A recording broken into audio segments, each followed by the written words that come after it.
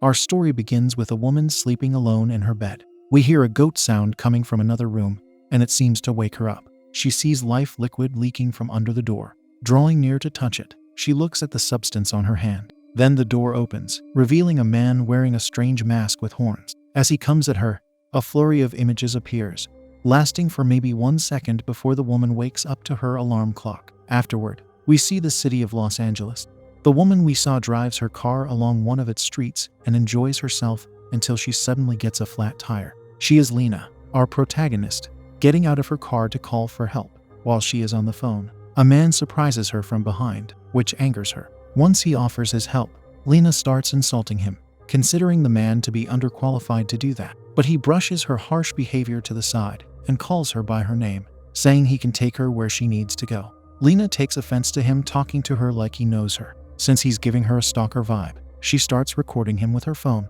Responding to this, he introduces himself as Scotty Sharp and tells Lena where he is from. He also says he is a motivational speaker. She tries to go back to her phone call and Scotty says he wants to help. However, she rejects him, saying she feels safer with a company she called. Unlucky for her, the person from the company she placed her trust in gives her the bad news that someone will arrive at her aid in 4 hours. Thus, she tells the person to forget it. Ending the phone call, Lena tells Scotty he better not be crazy. This is something the man can't promise.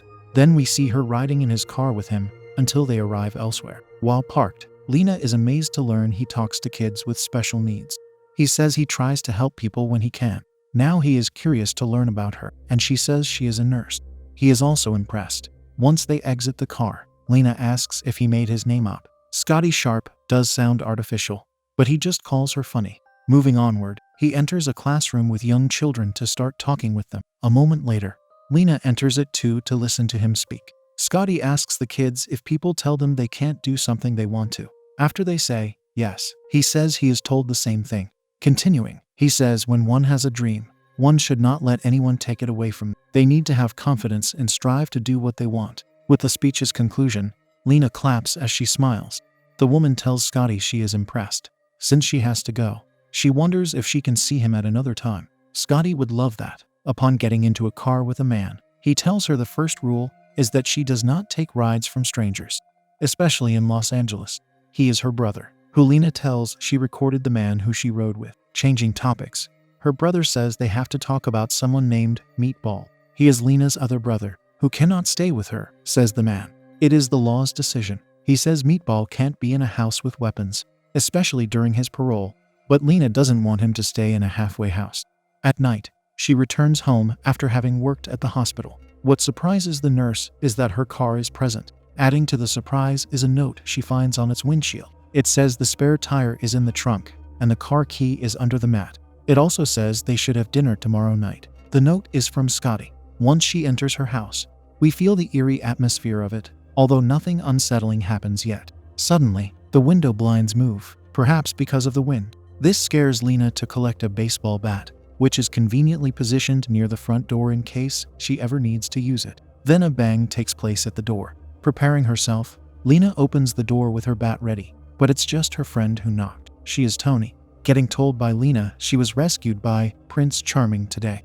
What is weird to her is that he dropped her car off and she didn't give him her address. Tony says it must be due to him seeing her registration in the glove box. Switching the subject, Tony tells her they have to see a certain woman. Whoever she is, Lena has an opposing reaction to, calling her a witch doctor. However, Tony replies that Lena does not understand these things. It's not like what the movies would have one believe. As a medical professional, Lena says witchcraft is nonsense. On the next day, she goes to the salon where Tony worked. There is a man who enters the salon, bringing a beverage to another woman. His behavior towards her is very obedient, like a dog. By mistake, though, he spills the drink on her leg. It makes him plead for the woman's forgiveness several times. When Lena attempts to intervene in their affair, the man gets angry again, like a dog, and talks rudely to her. After the unusual couple leaves, Tony tells Lena that the man is the woman's new puppy. Moving into the night, we observe Lena's date with the man whom she previously called Prince Charming. They are both sharply dressed as they sit at the bar of a restaurant. She starts flirting with Scotty by saying he's a mystery, which causes him to laugh. She says she searched for him on the internet, but nothing came up except his website. Scotty responds that maybe he prefers to be full of surprises. Now she's the one who laughs. Elsewhere in the restaurant, Lena spots Iris, the woman from the salon, with a strange man. He says he will get Iris whatever she needs. Saying she wants a pedicure prompts the man to start doing it. Yet she tells him to do it at home. As time passes during their first date, we see Lena and Scotty enjoying each other's company. He shares with her that his mother sent him to military school. It was very controlled there, he says. Lena believes the military is a good thing because it helps build character, though he agrees with her. He says one could lose a sense of self there. One becomes a small part of something one cannot control. Shifting to Lena's profession, she describes her experience as a nurse by saying no one likes going to the emergency room on a good day. Soon a man enters, and he recognizes Scotty. The latter greets him by calling him a colonel, but he says he made it to the rank of general. Despite his rank, he wants Scotty to call him Doug. Scotty informs Lena that Doug was his commanding officer. At Lena's house, she engages in intimacy with Scotty. Then, while they lie in bed, we hear the goat sound again. Lena becomes concerned and tells Scotty about it. This seems to make him angry, so he starts choking her. Thankfully, it was just her nightmare. Lena thinks she's talking to Scotty by saying last night was amazing. However, her turning to the side reveals he isn't there. She gets out of the bedroom to look for the man in her house. Aside from him not being there, he didn't even leave a note. The next scene has her at the salon with Tony, who asks if Scotty called or left text messages. He did not do any of that, Lena says. Her situation is made more uncomfortable due to 4 days having passed with nothing from Scotty. Neither Lena nor Tony can believe it. Lena thought he was something special, but she does not want to chase him. If he's special, her friend says she should call him. Thus, Tony takes Lena's phone to start doing this. Miraculously, the one being talked about starts calling her. Lena answers it to hear Scotty apologize to her for leaving on the morning after their date. His reason for this behavior is that he didn't want to wake her. Now he asks if they can meet the following week, and she thinks it's strange it has to take that long. Yet she agrees regardless. Lena tells Tony if he is special, he is worth the wait. Later, we see her walking outside, where she spots Scotty talking to another woman before he walks with her. Seeing this makes Lena say to herself that this is why he couldn't see her until next week. Once they part ways, Lena follows the woman into a jewelry store. The woman tells the employee her name is Alicia. She feels the need to tell Lena that her boyfriend proposed to her last week. Then the employee brings Alicia a ring and says it is 18-karat white gold. Lena congratulates her as the latter leaves. Outside the store, Lena calls someone to say tonight is the night. She asks whoever she called where the person has been trying to take her. In the next scene, we see 2 doors with lion decorations on them. Lena walks beyond them with Tony, who is supposedly the one she called. A man with a slightly disfigured face is there. Tony exchanges the foreign greeting, Namaste, with him. The place they entered seems to be the kind of place Lena did not want anything to do with. The man tells Lena there will be 3 offerings that must be completed for the spell to work. He also asks her if she's certain she wants to do this, for there is no turning back. The first offering happens to be a payment of $500. For the second offering, the ladies will have to follow him to learn what it is. Thus, the man leads them to an area past a curtain and down the stairs. They end up in a room where a ritualistic dance is taking place. Bones and skulls decorate the area. Soon a woman moves several hanging bones to the side to make her entrance. She welcomes the duo to the night. The woman is Mama Timon, quickly turning her head to look at Lena. She tells the newcomer she can sense her doubt. She follows this by circling Lena while saying it's only natural to have such doubt. She can also sense there is something Lena wants very much. It prompts her to laugh and say the time for the second offering is now. Timon points to the floor, demanding that Lena kneel, so she does. Mama throws a certain powder on her, and when Lena tries to speak, she instantly commands her to be silent. Then a goat gets brought in. Timon collects a machete to start acting wild with it, before bringing the weapon down to cut. Its life fluid sprays on Lena, causing her to scream. After having left the ritual with Tony, Lena angrily questions her about what that was. She complains that she spent $500 on a love spell. She wants to quit, but her friend urges her to complete the spell because Lena has engaged in voodoo, a practice that should not be treated lightly. Lena wonders what the third offering will be and Tony says it's spaghetti. Later, we see Lena texting Scotty about their date. As she is preparing sauce in her kitchen, she places a used feminine hygiene product into it to affect the sauce prior to throwing the product away. Eventually, Scotty arrives with roses. He instantly compliments the lady's appearance and gifts her the flowers.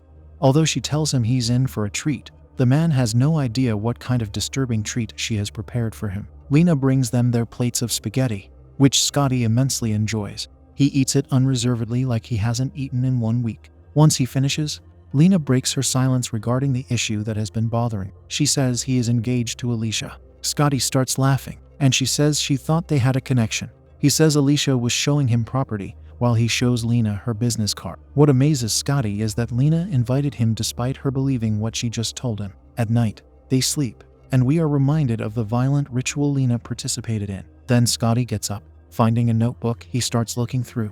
Looking into the mirror, he gets grabbed by an arm coming out of it. This strange happening abruptly ends the scene. Afterward, we see Iris's boyfriend walking outside. He drops a box, and in the process of picking it up, we see Scotty standing behind him. He does not hesitate to take the man's life. Come morning, Lena wakes up to find Scotty isn't present again. She has to call Tony to tell her this upsetting news. But the moment she enters the kitchen, she finds him cooking for her. Thus, she has to conclude the phone call to hug Scotty outside her front door. She tells him she has to get ready for work. However, he expresses how much he doesn't want to leave her. Soon, Tony shows up to greet the new couple. She also wants to borrow Lena. Scotty starts giving Tony an attitude like he's overprotective of Lena and does not want Tony to take her. It is reminiscent of how Iris's boyfriend was acting. When Tony leaves, Scotty says they made plans. Lena objects to this, saying she's having dinner with her brother, whom she hasn't seen in a long time. Scotty somehow knows her brother is Meatball from prison. It shocks her how he knows this, yet he says she told him in her sleep. The next scene shows us a prison. A man exits out the gate and Lena's brother is there to meet him. The man who got released is Meatball, so he is this man's brother too. They argue for a short time until the older brother, Larry, says he is embarrassed with himself rather than with Meatball. He says it's his fault the latter ended up in prison. Larry does not want to see his younger brother in a cell again. With those words, the brothers set their opposing mindsets aside and hug each other, switching to a more pleasant environment. Tony is at Lena's house, hearing her say the ritual she underwent has nothing to do with her amazing night with Scotty. Once the man in question calls her, Lena says he left recently, but he keeps calling. Then Tony shares the news that Iris's boyfriend got murdered. She also says he was a product of the same spell Lena placed on Scotty. However, Lena does not believe voodoo has anything to do with what she has with him. Subsequently, Lena enters her car in her nurse attire and looks at her phone. There are several messages from Scotty she listens to. It makes her feel uneasy that he left the amount he did. While she's at the hospital, he is still calling her. Back at home, she hangs up a welcome home sign with Tony's help. Lena tells her she had to block Scotty because he was calling her excessively. She thinks he is crazy. Changing the topic to Meatball, we learn she hasn't seen him since she was 17. Eventually, her two brothers arrive and Lena instantly hugs Meatball. One of the first things she asks him is why he didn't want her to visit him in prison. Needless to say, he didn't want his younger sister to see him in such a place. When the gang sits at the table, a knock comes at the door. Tony opens it for Scotty to enter. He tells Lena he was worried about her. He also brought a gift for her brother. Afterward, he tells Lena he learned all those details about her from her diary, not from Lena talking in her sleep. Hearing this sparks anger in Meatball, and he rudely asks Scotty who he is. Scotty says he doesn't want a problem, but that's exactly what Meatball wants to give him. Lena tells him he has to go, and with some verbal pushing, he does. Inside his car, we observe Scotty searching the internet for Larry. Later, he enters a room with a lot of weapons to collect several of them. This shows us he probably isn't who he said he was. He follows this by appearing in Larry's house to attack him stealthily with a knife. Switching to Lena with Meatball, they mess around with each other until the former gets a message on her phone. She becomes hysterical, saying it's from Scotty. So they rush out of the house and Meatball wants to take Scotty's life. Once the siblings arrive at the hospital, they learn Larry became deceased on his way there. Meatball cannot believe it, thinking they have the wrong name. Then they are greeted by a detective who wants to help them. Yet he doesn't get a chance to do it because a mysterious man gets in between him and the siblings.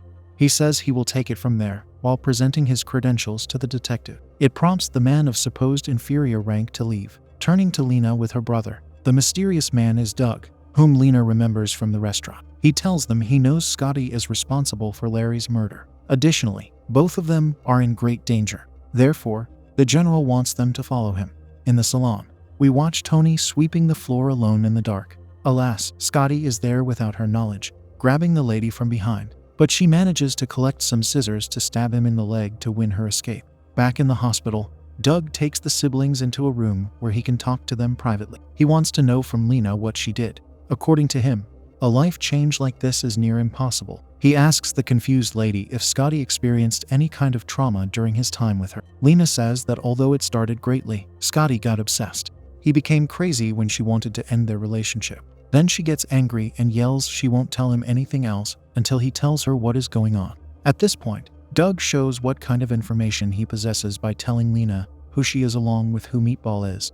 He says she has been under surveillance ever since she got with Scotty. What Doug wants to tell her now is beyond classified. If she is to survive this interaction with Scotty, he says she can't speak a word about this to anyone. Thus, he starts saying everything she knows about Scotty is a lie. The man's real name is Marcellus, and he is what they call a sleeper. During his time in the Marines, he tested off the charts in certain attributes. As Doug continues to talk, we see Scotty getting pulled over by the police. Doug says Scotty is a lethal hunter. The moment he says Scotty eliminates targets, we see him doing exactly that with the officers. Doug also says they have ways of dealing with these situations. The government wiped Scotty's mind and reformed his personality. He was given a new life, yet Lena entered it to make him revert to his previous self. So again, the general has to ask her what she did. Lena tells him about the ritual she engaged in, and she used her menstrual life liquid to finish it. Doug is amazed that a voodoo ritual was able to undo what the government did.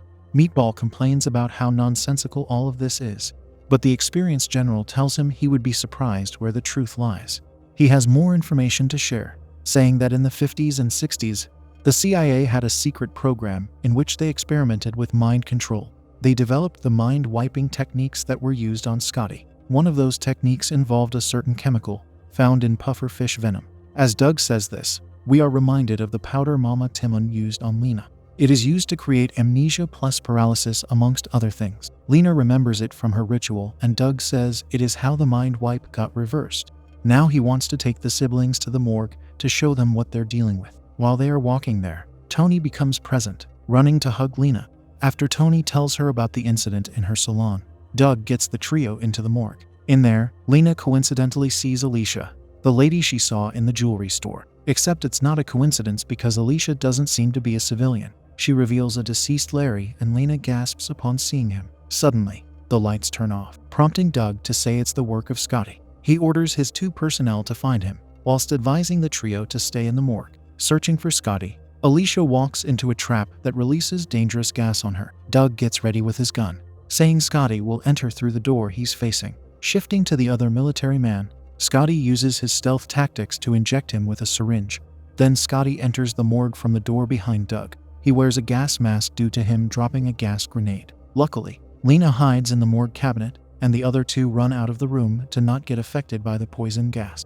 Doug, however, does not have the luxury of escaping. As Scotty holds him against the wall, the general says everything they did was to protect him.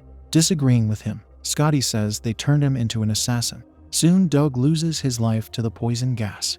Later, Scotty re-enters the morgue to look for Lena. He opens a cabinet and Meatball runs into the room to attack him, but Scotty tosses him to the floor. Since Meatball wants to fight the man hand to hand, Scotty respects his wish by placing his knife on the floor. At this moment, Meatball charges at him, yet it isn't hard for Scotty to knock him down. Following this, he picks up the knife he set down to throw it onto Meatball's shoulder. Scotty swims in victory until Lena kicks the cabinet door open to slam him on his head. It brings him to the floor, where he tells her they are meant to be together. Then Meatball slides her the knife Scotty threw into him, and she uses it to cut the madman's neck. Afterward, Lena repeatedly stabs him in his head to finally get her revenge. Concluding the film, the surviving trio exits the hospital and Tony proposes they get some food.